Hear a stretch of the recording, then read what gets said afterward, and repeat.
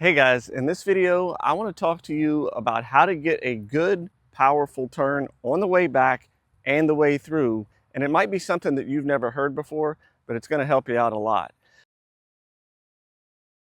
So when you're making the backswing, we want to create torque and we want to create power to get back to the ball. So I always tell people, I want you to feel like you're trying to wring the water out of a wet rag. Picture that. So if you grab a wet towel and you turn both hands the same way, like this, it's not doing anything. You're just moving a lot. You're not creating any torque. You're not going to wring any water out of the rag. So it's the same thing with the golf swing. If you're coming back and your hips and shoulders are moving all back together, you're moving a lot and you can come back through and hit the ball, but you're not moving efficiently to create a lot of power.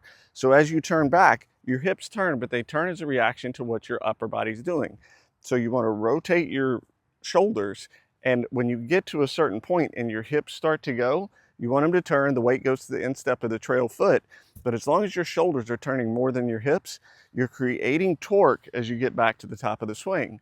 So that's the first step, getting the backswing to be a good, efficient turn so you can create torque as you move to the top of the swing. And then for the downswing, I'm going to give you another thing to think about, and it's not the towel. So if you have a bottle in your hand and you want to take the top off, you don't push one side, you grab the top and you turn both ways. You push forward with one part of your hand and back with the other part of your hand. This is going to create more torque as you turn back and through or take the top off of that bottle. So it's the same thing with the golf swing. If you're pushing through and just using your right side, it's not going to be that efficient and it's going to cause you to slide.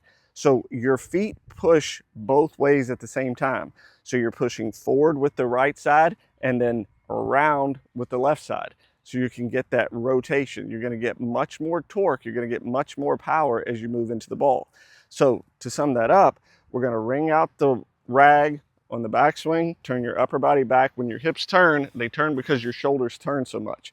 As you turn back through, you're starting the downswing from the ground up. And then both feet are actively pushing so you can get around more efficiently. Again, applying more torque to your body, creating a better move, more powerful move, more efficient move as you get into impact.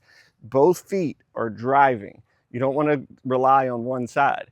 And like we've talked about in other videos, statistically, in every phase of competitive golf, the front foot, the forward foot, is pushing 50% harder than the trail foot, but both feet are going at the same time. So it's going to look like this. To recap, we want the backswing to start from the shoulders. Your hips turn, but they turn as a reaction to what your shoulders are doing. The wider the separation between your shoulder turn and the hip turn, the more torque you create. On the downswing, we want to start from the ground up. Both legs are exerting force as you turn through, and your trail leg drives toward the target while your lead leg rotates you around. Hope that educates your game. I'll talk to you soon.